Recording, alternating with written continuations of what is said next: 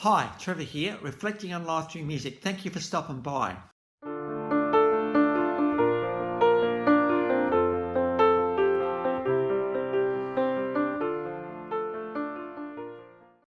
Well, coming again today, you're very, very welcome. I trust you're all well.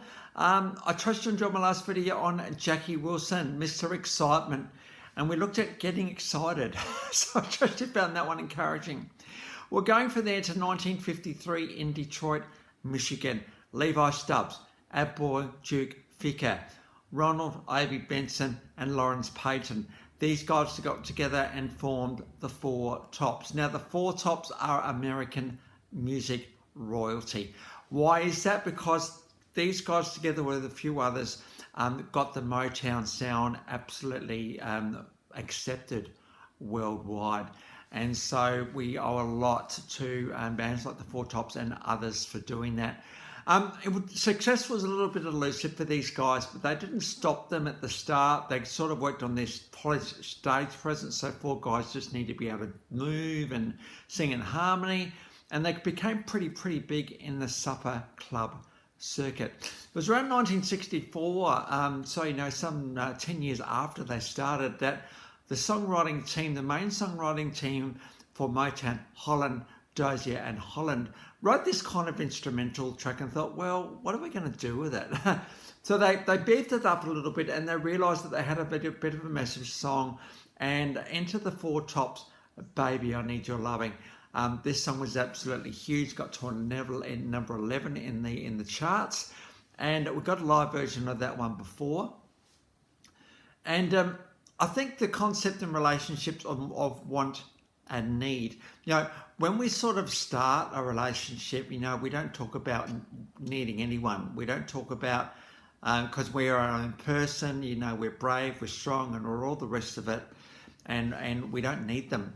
But as time goes on, that changes, because there's a part of you that has changed forever, and that is the part of you that just wants that other person in your life, and you can't imagine them not being there.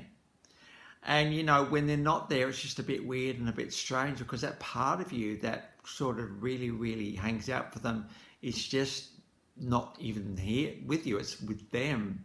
So for instance, it could be a holiday, they're overseas, and you're doing your thing, they're doing their thing, and their reunion will come in a couple of weeks or so. But the concept of want and need is a bit of a challenge, isn't it? Because we don't think we need anyone. Well, we do need people a little bit. If we need someone completely, well, that's different. That implies that we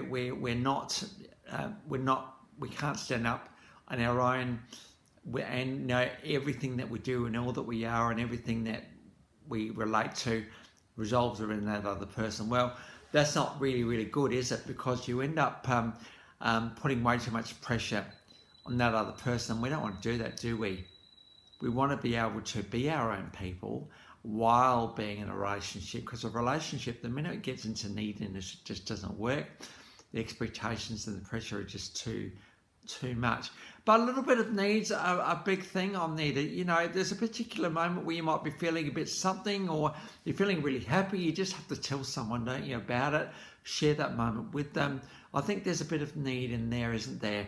The concept of sharing, your life with somebody else in a way that's going to make the relationship strong. And I think this is the other thing to realise, is that relationships, what's going to benefit the relationship? Think about that for a minute.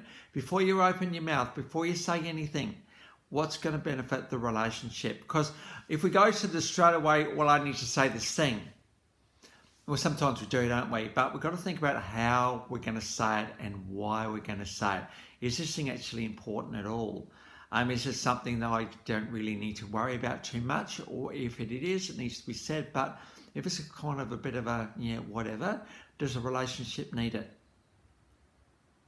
A relationship is bigger than two people, isn't it? A relationship is actually, it becomes what it becomes because of what the two people put into it. And so we do need our relationship, I think, to be solid and strong and real and easy. We need it to be that, don't we? Because then we don't have to put so much emotional energy into it. We just can rely on it and trust it. And I think at some point we do have to rely on it and trust it, don't we? We do have to rely on it and trust it. It just takes the pressure off everybody, and it becomes even easier. Obviously, everything's based on friendship too. So if the friendship is good, that'll actually go a long way for the relationship to be strong. So want and need is an interesting thing, isn't it? Yes, we know wanting the person, absolutely. I've talked about that before, but there is a little bit of need in there as well. You know, the need to be able to share your life with somebody else, the need to be able to love somebody, and the need to receive love. I think all those things are basic human needs that we all kind of need. So, baby, I need your loving, pretty cool. And I've always argued that love is actually bigger than human beings. Love is one of the most potent forces of nature. And I think, you know, love is love. And right at the start, you know, if love is patient and kind, let's get that in there right at the start. So I've got a live version of Baby, I Need Your Loving, massive song for the Four Tops. 1965, I Can't Help Myself. We've got a TV version of that one. This song went to #1. You know, there's nothing really as exciting as saying, hey, look, I just want to be with you the whole time. I can't help myself. Really beautiful thing to be able to say to somebody. TV version of that one. 1966, so we're getting a string of hits here. I'll Be There. Now, I'll Be There has been sung by a few other people, including Mariah Carey and the Jackson 5, but the Four Tops did it first, and we've got a TV version.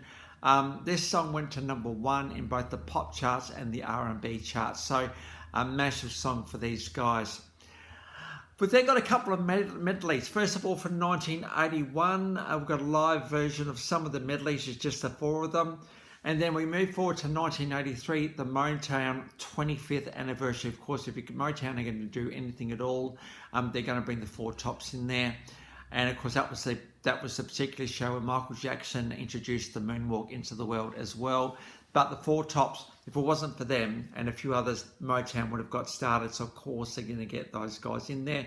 We've got a fun little clip here of them and the Temptations doing a little bit of a tongue-in-cheek sing-off thing. So we've got a live version of that one below. Between 1965 and 1995, there's been 29 studio releases, like one a year. 2 live albums, 10 compilation albums, 59 singles. 24 of those have got in the Hot 100. Estimated to have sold 50 million albums, so pretty big in the scheme of things. Inducted into the Rock and Roll Hall of Fame, the Vocal Group Hall of Fame, the Hollywood Walk of Fame, Grammy Hall of Fame, a couple of those songs, Grammy Lifetime Achievement Award, the R&D Foundation, the R&B Music Hall of Fame, and Rolling Stone put these guys number 79 of the top 100 artists of all time. They've also been inducted into the Michigan Music Rock Hall of Fame as well. So great to see these guys, Levi, Abdul, Renato, and Lawrence, being inducted into all of those foundations for their slick moves, their incredible vocals, incredible harmonies, and the incredible songs that these guys brought to the world. So it's good to give these guys a tribute today.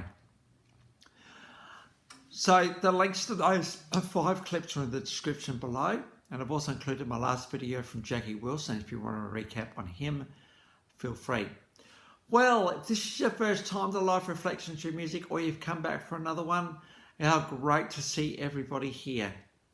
Well, that's it for today. Next time we're going to get onto the guy whose songs skyrocketed the iconic Bat Outta Hell album, Meatloaf, into the iconic album that it is. The songwriter, Jen Steinman. So until then, I'll catch you around. Bye for now.